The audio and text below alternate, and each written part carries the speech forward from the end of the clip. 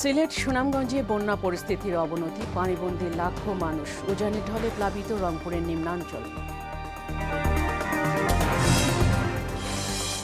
পর্যটনের নতুন সম্ভাবনা ভোলার চর পুকরি মুগরি পৃষ্ঠপোষকতা পেলে হতে পারে তৃতীয় বৃহত্তম পর্যটন কেন্দ্র। আবাসন সংকট বড় প্রতিবন্ধকতা। এবং বিশ্বকাপের সুপার 8-এ বাংলাদেশের 141 রানের টার্গেটে ব্যাট করছে অস্ট্রেলিয়া। টাইগারদের পক্ষে শান্ত সর্বোচ্চ 41 রান।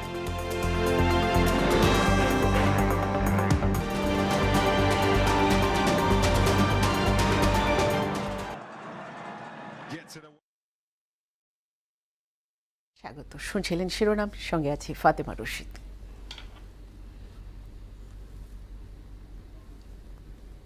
এবার বিস্তারিত।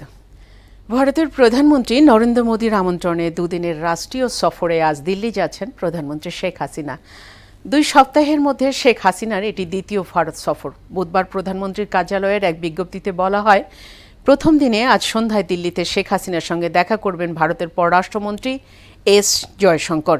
শনিবার সকালে প্রধানমন্ত্রীকে রাষ্ট্রপতি ভবনে আনুষ্ঠানিক সংবর্ধনা দেওয়া হবে। পরে হায়দ্রাবাদ হাউসে বৈঠক করবেন 2 প্রধানমন্ত্রী। এতে দুদেশের সম্পর্ক আরও মজবুত করা সহ অর্থনৈতিক সহযোগিতা, যোগাযোগ এবং জ্বালানির মতো বিষয়ে আলোচনা হবে। বৈঠক শেষে ডজন খানেক চুক্তি এবং সমঝোতা স্মারক সই হতে পারে।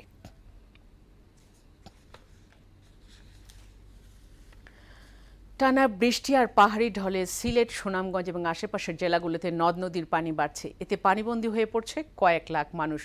প্রতিদিনই প্লাবিত হচ্ছে নতুন নতুন এলাকা। এদিকে তিস্তার পানি বিপদসীমার উপর দিয়ে প্রবাহিত হওয়ায় রংপুরের বন্যার আশঙ্কা দেখা দিয়েছে। প্রতিনিধিদের তথ্যে আরও জানাচ্ছেন শারমিন স্বর্ণা। টানা বৃষ্টি আর উজানের ঢলে নদ নদীর পানি বেড়ে যাওয়ায় সিলেট, সুনামগঞ্জ ও মৌলভীবাজারে বেশ কিছু এলাকা প্লাবিত হয়েছে। আশপাশের জেলাগুলোতে বন্যার সংখ্যা দেখা দিয়েছে। দুই দিন যাবত কেন্দ্রের মধ্যে অবস্থান করতেছে। অনেকের বাড়িঘর তলিয়ে গেছে, অনেক বাড়িঘর চলে গেছে, কিন্তু তারা বাড়িতে থাকতে পারে না। সিলেটের কয়েকটি পয়েন্টে পানি বিপদসীমার উপর দিয়ে প্রবাহিত হচ্ছে। যেহেতু গত 2 দিনের বৃষ্টিপাতটা কম, এই হারটা যদি আগামী 3 থেকে 4 দিন মেনটেন হয়, তাহলে আমরা আশা করতে পারি পানির যে বন্যার যে সিলেট অঞ্চলে প্রাদুর্ভাবটা সেটা কিছুটা হলে কমে আসবে। সুনামগঞ্জে চরম দুর্ভোগে পড়েছেন কয়েক লাখ মানুষ।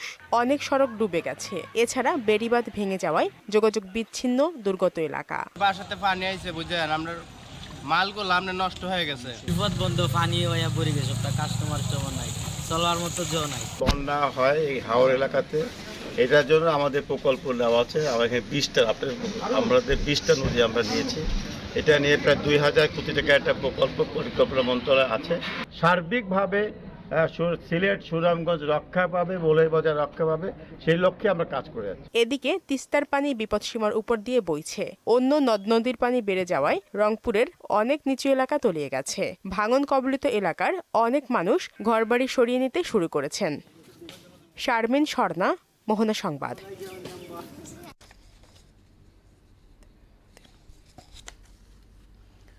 রংপুরে তিস্তা নদীর পানি বিপদসীমার উপর দিয়ে প্রবাহিত হচ্ছে। এ বিষয়ে জানাতে রংপুর থেকে আমাদের সঙ্গে সরাসরি যুক্ত হচ্ছেন সহকর্মী শফিউল করিম শফিক। শফিক, বন্যা পরিস্থিতি কেমন দেখছেন?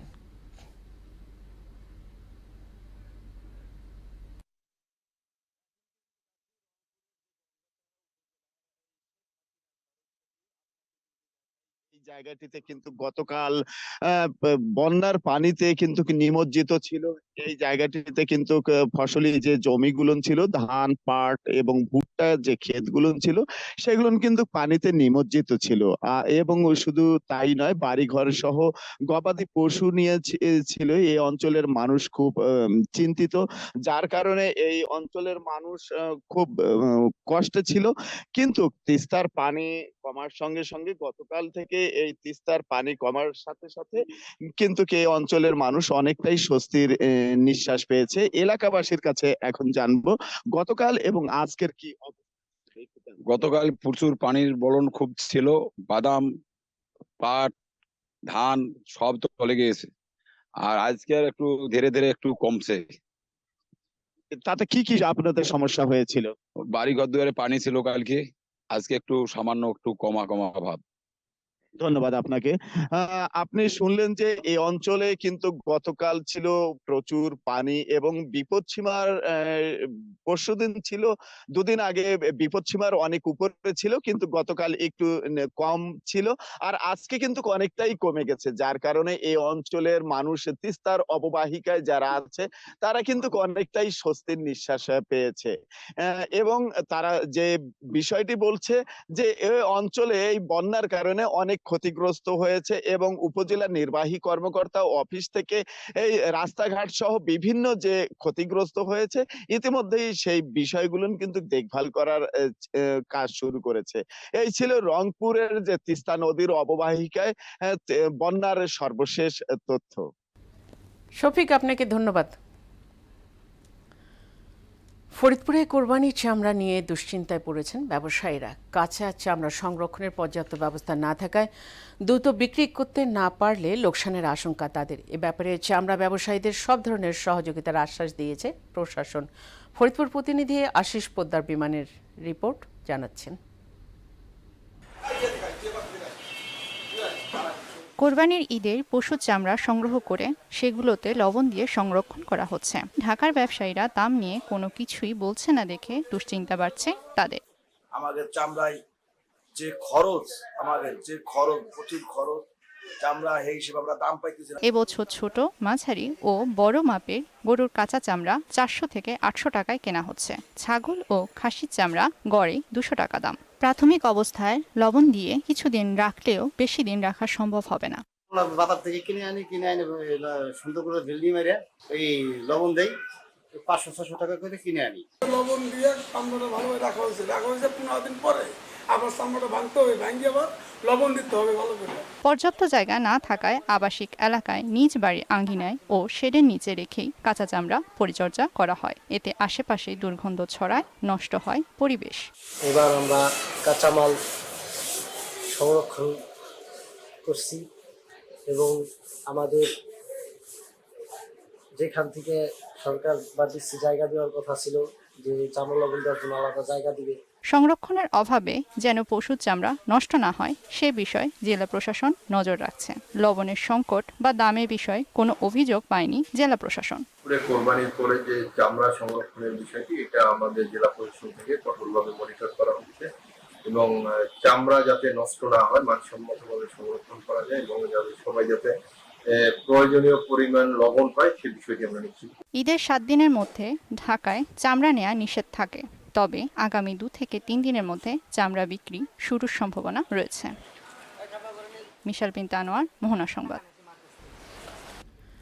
পর্যটনের নতুন সম্ভাবনা ভোলার চর কুকরি মুকরি সরকারি বেসরকারি পৃষ্ঠপোষকতা পেলে নয়নাভিরাম সৌন্দর্যের লীলাভূমি হয়ে উঠতে পারে দেশের 3য় বৃহত্তম পর্যটন কেন্দ্র। এক্ষেত্রে আবাসন সংকটকেই বড় প্রতিবন্ধক বলছেন ভ্রমণ পিপাসুরা। স্থানীয় প্রশাসন আর জনপ্রতিনিধিদের আশা, ঢাকার সঙ্গে সড়কপথে নিরবিচ্ছিন্ন যোগাযোগ নিশ্চিত হলেই পর্যটক বাড়বে। মোহাম্মদ সুজনের ক্যামেরায় নাসির উদ্দিনের রিপোর্ট। এটি মেঘনা এবং তেঁতুলিয়া নদীর মোহনা। এই চরকুকরিমুকরিতে এখন বন্যপ্রাণীর অভয়ারণ্য, যা গড়ে উঠেছে বঙ্গোপসাগরের কোল ঘেঁষে। গত 10 থেকে 12 বছরের ব্যবধানে এই চরকুকরিমুকরিতে বেড়েছে পর্যটকদের আনাগোনা। ভোলার চরফ্যাশন উপজেলা থেকে প্রায় 40 কিলোমিটার দক্ষিণে অবস্থান চর কুকরিমুকরির। বঙ্গোপসাগরের কোল ঘেঁষে জেগে ওঠা চরটি স্থানীয়দের কাছে দ্বীপকন্যা নামে পরিচিত। উপজেলার কচ্চৈপা ঘাট থেকে ট্রলার কিংবা স্পিডবোটে যেতে হয় কুকরিমুকরিতে। ম্যানগ্রোভ বনাঞ্চল, বন্যপ্রাণী আর সমুদ্র সৈকত সবকিছু মিলিয়ে সৌন্দর্যের এক বর্ণিল উপস্থিতি। চর কুকরিমুকরির ইতিহাস প্রায় 800 বছরের পুরনো। তখন এই চর ও পাশের মনপুরায় পর্তুগিজ জলদস্যুদের আস্তানা ছিল। কোনো এক সময় এই চরটি পানির নিচে হারিয়ে যায়। পরে 1912 সালে আবারও জেগে ওঠে। দেশ স্বাধীনের পর 1973 সালে বনায়ন শুরু হয়। শুরুতে শ্বাসমূলীয় গাছের চারা রোপণ করা হলেও পর্যায়ক্রমে যুক্ত হয় সুন্দরী, গেওয়া, পশুর গাছ। বিভিন্ন স্পটে যদি হোটেল হয় বা সরকারি যদি ডাকবাংলো থাকে বা এই রিলেটেড রেস্ট হাউস থাকে, তাহলে এটা আমাদের জন্য, পর্যটকদের জন্য খুবই উপকার হবে। শিপিং লাইন বরাবর বোটিং যদি হয় নদীর মধ্যে, যদিও একটু ঝুঁকিপূর্ণ, কিন্তু তারপরে অনেকগুলো বিয়ে করতে পারে। কুকরিমুকরির গভীর অরণ্যে 15,000-এর বেশি হরিণের বিচরণ আছে। অতিথি পাখি, লাল কাঁকড়া, বুনো মহিষ, বানর, শিয়াল, বনমোরগ সহ নানা প্রজাতির প্রাণী। তবে শীত মৌসুম ছাড়া এদের দেখা মেলা ভার, ফলে পর্যটকদেরও বেশি আনাগোনা জানুয়ারি থেকে মার্চ পর্যন্ত। শীতকালে প্রচুর লোক আসে, এখন যেমন বর্ষা বান তুফানের ভয় সেটা কম আসে। জীবনও ভাবতে পারিনি যে বিদ্যুৎ তো সরকুরকিতে আসবে, তেমন আল্লাহ বিদ্যুৎ সরকুরকিতে আসছে। পর্যটক টানতে পারলে এখান থেকে লাখ লাখ টাকা রাজস্ব আদায় সম্ভব। এজন্য নিরাপত্তা ও আবাসন সুবিধায় গুরুত্ব দিচ্ছে প্রশাসন। স্থানীয় জনগণ তারা নিজ উদ্যোগেই এখানকার ইকো ট্যুরিজমের ডেভেলপমেন্ট করবেন। এই মৎস্যভিত্তিক একমুখী অর্থনীতির সাথে পর্যটন ভিত্তিক বৈচিত্র্যায়নের সূচনা হবে। বরিশাল থেকে ভোলার সড়ক পথে প্রায় 10 কিলোমিটার ফেরি পাড়ি দিতে হয়। ভোলা 4 আসনের সংসদ সদস্য বলেন, সেখানে ব্রিজ হলে চরগুলোতে পর্যটক বাড়বে। ভোলা বরিশাল যে ব্রিজ, এই ব্রিজ যদি ইনশাল্লাহ বাস্তবায়ন হয়, তাহলে সারা দেশের মানুষ আজকে পদ্মা ব্রিজের সুফল ভোগ করে ভোলাতে তারা আসবে এবং আমাদের উন্নয়নগুলো মানুষ দেখতে পারবে। জেলার পর্যটন কেন্দ্রের উন্নয়নে পরিকল্পনা গ্রহণের কথাও বলেন তিনি। One of the best place আমরা চব্বিশে আমরা করব। নাসির উদ্দিন, মোহনা সংবাদ। দর্শক, সুনামগঞ্জের বন্যা পরিস্থিতি জানতে চলে যাচ্ছি সহকর্মী কুলেন্দ্র শেখর দাসের কাছে। কুলেন্দ্র, বন্যায় সুনামগঞ্জের জীবনযাত্রার কি চিত্র, কি বলছে পানি উন্নয়ন বোর্ড?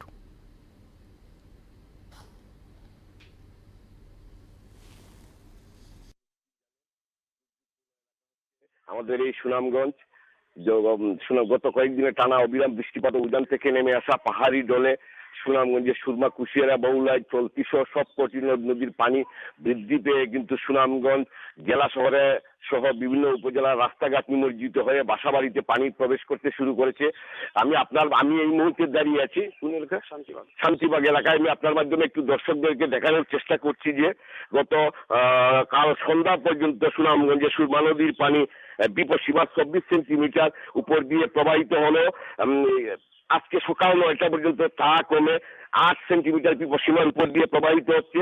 এদিকে সাতকে বিপদসীমার 123 সেন্টিমিটার উপর দিয়ে প্রবাহিত হচ্ছে। গত 24 ঘন্টায় 100 মিলিমিটার বৃষ্টিপাত রেকর্ড করা হয়েছে।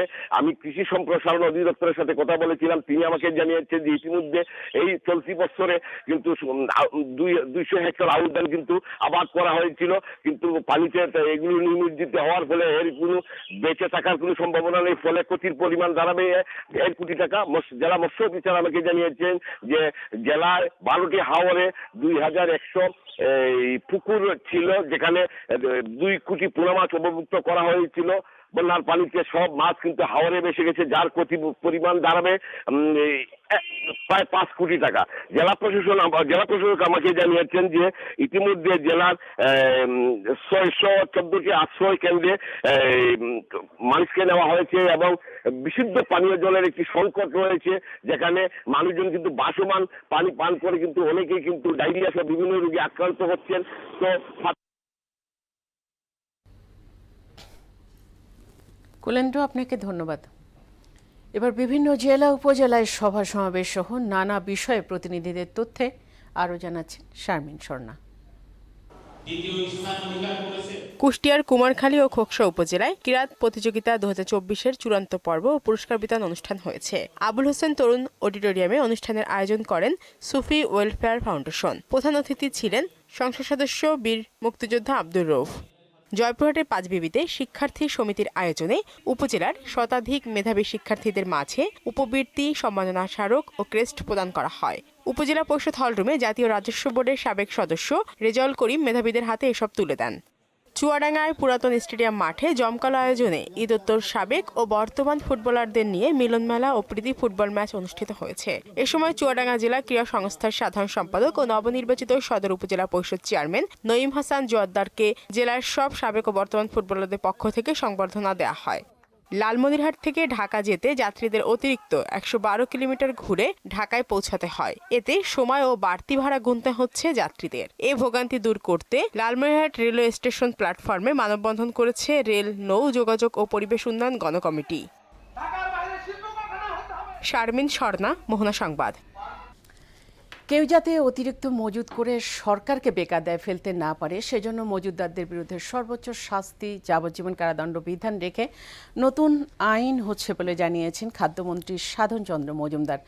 দুপুরে ব্রাহ্মণবাড়িয়ার আশুগঞ্জ সাইলোর BMRI উদ্বোধন অনুষ্ঠানে একথা বলেন তিনি। দেশের খাদ্য নিরাপত্তা এবং সুষ্ঠু বিপণন ব্যবস্থা নিশ্চিতে সরকার আইন প্রণয়ন সহ নানামুখী উদ্যোগ নিয়েছে। সে আলোকে কৃষির উৎপাদন বৃদ্ধিতে ভর্তুকি সহ উচ্চ ফলনশীল জাতের উদ্ভাবন করা হচ্ছে বলেও জানান মন্ত্রী।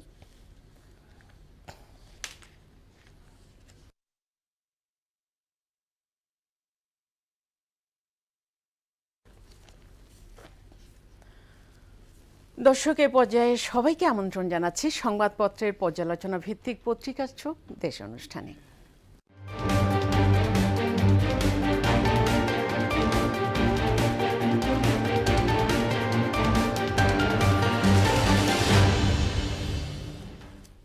দর্শক, অনুষ্ঠানের আজকের অতিথি মোহনা টেলিভিশনের বার্তা সম্পাদক সুমন মোস্তাফিজ। সুমন, পত্রিকা চোখ দেশ অনুষ্ঠানে স্টুডিওতে আপনাকে স্বাগতম। ধন্যবাদ। প্রথমেই দেখে নেব বিভিন্ন পত্রিকার শিরোনামগুলো। প্রথম আলোর শিরোনাম করেছে বঙ্গবন্ধু মেডিকেলের অর্ধেক ICU নষ্ট, 17.5 লাখ মানুষ পানিবন্দী, খাবার এবং বিশুদ্ধ পানির সংকট, বন উজাড়, উঠছে বস্তি, বাড়ছে বন্যা। দৈনিক ইত্তেফাক শিরোনাম করেছে 2 দেশে 20 কোটি টাকার লেনদেন, ভারতের সঙ্গে সই হতে পারে 10টির বেশি চুক্তি ও MOU। বছরে 700 থেকে 800 কোটি ডলার পাচার হয় বলে ডলার সংকট। সমকাল শিরোনাম করেছে পিতার অঢেল সম্পদে পুত্রের বিলাসী জীবন, প্রধানমন্ত্রী আজ দিল্লি যাচ্ছেন, কাল মোদির সঙ্গে বৈঠক, সিলেটে বানভাসীদের টিকে থাকার লড়াই। বাংলাদেশ প্রতিদিন শিরোনাম করেছে হবে ডজন চুক্তি সমঝোতা, প্রধানমন্ত্রী দিল্লি যাচ্ছেন আজ, কাল মোদির সঙ্গে বৈঠক, সুইস ব্যাংকে আর আগ্রহ নেই, পানিবন্দীদের সীমাহীন দুর্ভোগ। যুগান্তর শিরোনাম করেছে ছাগলে ধরা কালো বিড়াল, প্রধানমন্ত্রীর ভারত সফর বন্ধুত্বে বিকশিত হোক, 13টি চুক্তি এবং MOU সই হতে পারে, মানবেতর দিন কাটাচ্ছে বানভাসীরা। দেশ রূপান্তর শিরোনাম করেছে প্রধানমন্ত্রী দিল্লি যাচ্ছেন আজ, সিলেটে কমছে, বাড়ছে উত্তরে।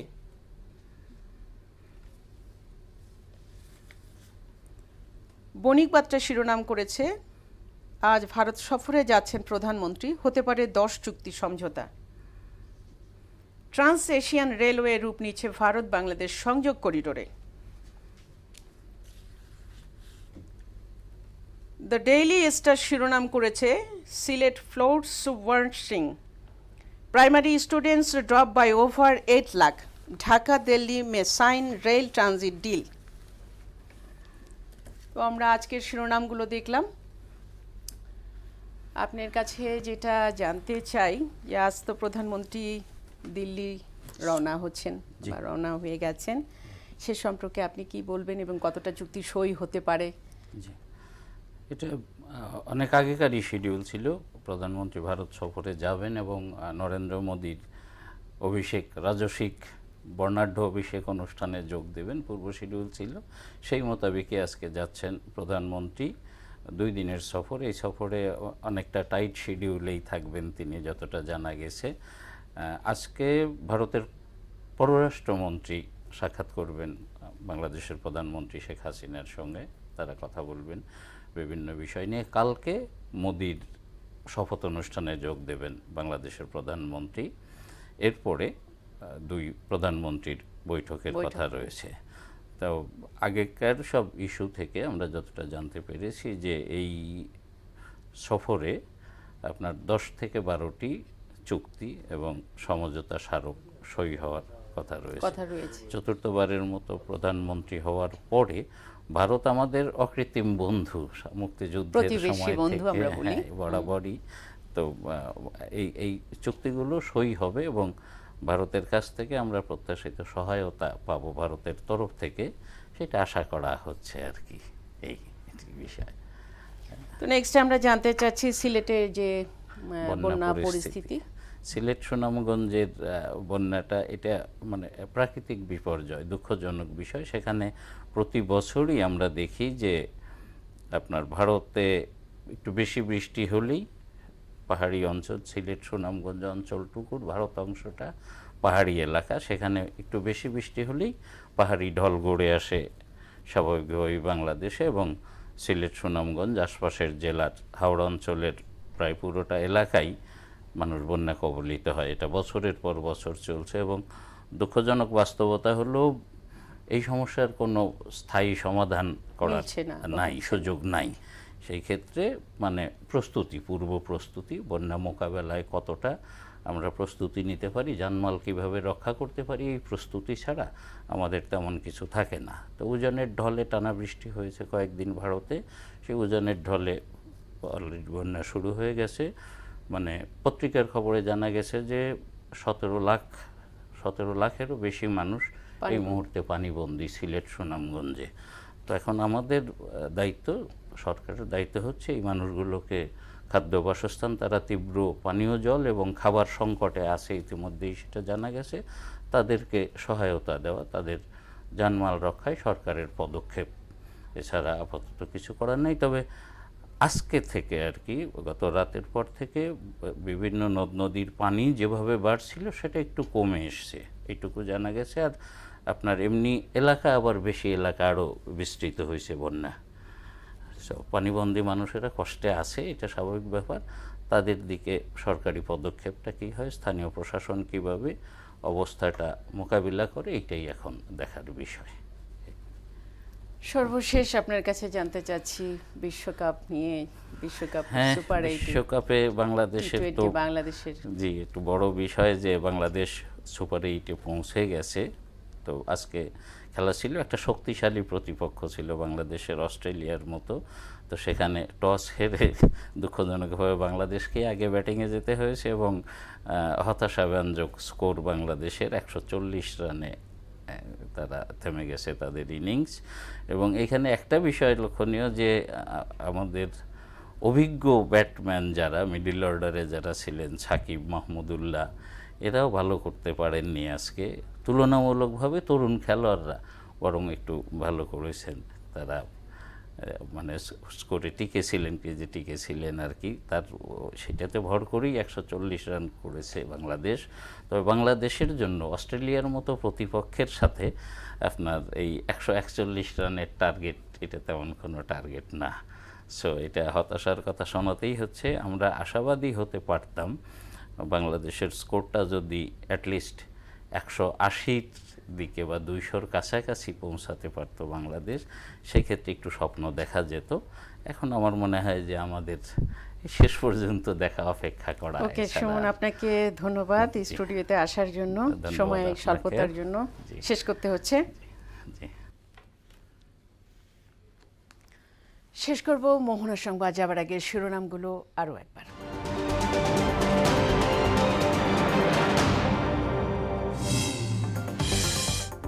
সিলেট সুনামগঞ্জে বন্যা পরিস্থিতির অবনতি, পানিবন্দী লাখো মানুষ, উজানের ঢলে প্লাবিত রংপুরের নিম্নাঞ্চল।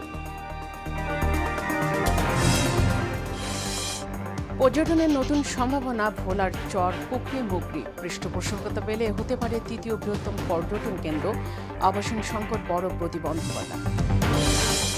এবং বিশ্বকাপের সুপার 8-এ বাংলাদেশের 141 রানের টার্গেটে ব্যাট করছে অস্ট্রেলিয়া, টাইগারদের পক্ষে শান্ত সর্বোচ্চ 41 রান। এই ছিল মোহনার সংবাদে। পরবর্তী সংবাদ দুপুর 1টায়। এর আগে সংবাদ এক নজরে দেখবেন 12টায়। মোহনার সবশেষ খবর জানতে ভিজিট করুন www.mohana.tv। সংবাদ দেখতে পারেন ফেসবুকে, ইউটিউবে। এতক্ষণ সঙ্গে থাকার জন্য সবাইকে ধন্যবাদ।